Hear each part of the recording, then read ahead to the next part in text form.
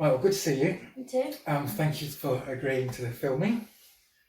Well, let's start with talking about hypnosis. And what do you know about hypnosis? I know that it can help you relax and open your mind, which can be used to help sort of deal with some issues you might be having, that sort of thing. So you've been hypnotised before, haven't you? Yeah. What was that like for you?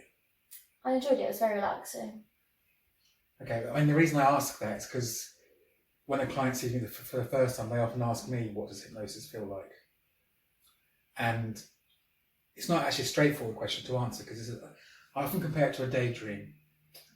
You know how you might see like stage hypnotists or Darren Brown say sleep? Yeah. When they're doing like a theatrical demonstration of hypnosis, I suppose. But I think it's actually less like sleep and more like a daydream, which is a good way for explaining what hypnosis feels like because each daydream can feel different. I remember when I was at school, I could be sat there looking out the window and your mind's just a million miles away. And the teacher's going, Graham, Graham, Graham. I'm just not there. Another time you're in a daydream and you can hear a pin drop. So as well as being different for each person, hypnosis can be different each time. Yeah. But for you, it was positive, it was relaxing. Yeah. Okay. Well, so that's something you've learned. And what I'd like to talk to you a little bit about, because we're going to use this later, is the whole process of learning things. And how, not just learning things, but how we learn to learn, the experience, the process of learning. Maybe we could start by asking you to look up maybe at the corner of the window up there and just focus all of your attention and awareness as you rest your eyes up there. And I wonder if you can recall, we've talked about school already, I wonder if you can recall your earliest experience of learning something. I can remember learning to swim. And how old were you then? About 3. Oh, so you're like one of those water babies we've seen the photos. Yeah. What was that like for you? I remember enjoying it. I can't remember much about a specific memory, but I can remember the feeling and the sensation of being in the water and going underwater and things like that. So you can recall now the feeling of being in the water and the sensation. And after that, I guess you'll have got to school, and what's your earliest memory of learning something at school?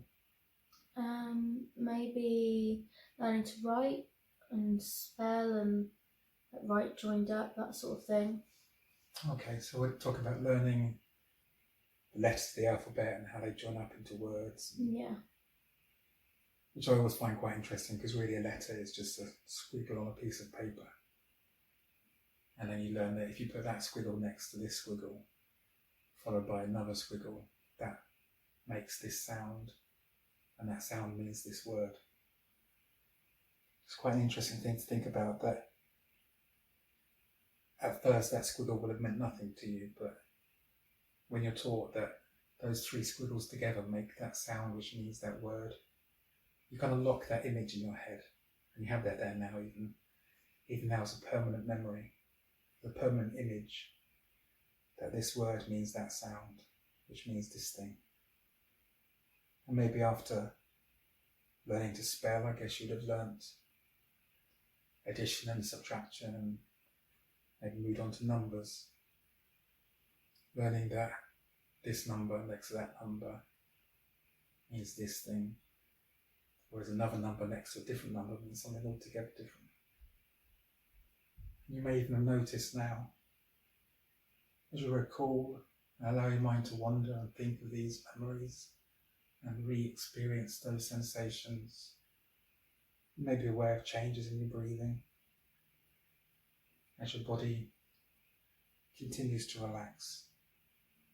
And you don't need to focus on that, you can just allow yourself to get lost in those memories, those images you have inside. And perhaps after you learn about numbers and you've learned about words, maybe at some point you learn about theories, and you can go inside and recall the ideas you've learnt, the lessons you had when you realised that this squiggle next to that squiggle means this word, and that word in this sentence means this thing. That's it. And you learn ideas, and you know how powerful ideas can be. And it all starts just with that one squiggle.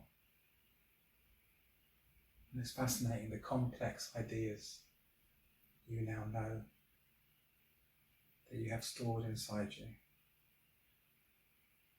that you can call upon at any time. They all started with a squiggle.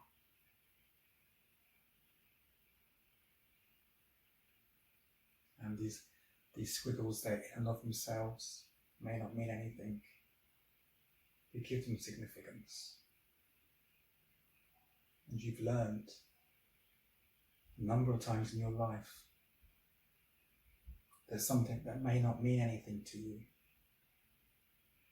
can be given meaning. You can assign value and importance to something. And in the same way, as your mind now will recall some of those lessons, and as you allow yourself to re-experience some of those learnings, you also know that things you've learned, experiences you've had that may mean one thing, can change. You can change the meaning of that memory. You can change the significance of that experience. Because your mind is doing that all the time. And you have that ability to learn, to transform the meaning of your experience, to create new meanings, new significance, to make new memories. And perhaps this is somewhat like when you learned to drive. You drove here this evening. And if you were anything like me when you were learning to drive, especially in your first few lessons, that's it. You continue to relax. In those first few lessons, it can feel clunky and very stop-start, literally as well as metaphorically. But you'll know as you recall that now, that soon you develop a feeling of flow, of effortlessness. And we feel that, we experience that quite powerfully if we're perhaps driving along a familiar route. Maybe your way back from work, a journey you know well. You know you can do this. And yet you get to your destination, you get to where you want to go. And you can often think, how did I get here? And you've made all sorts of turns and stops and starts. But you weren't even consciously thinking about driving. You were just going where you want to go. You headed off in that direction. And you took care of the rest without even knowing how you were doing it. You didn't have to relearn that lesson because it's inside you now.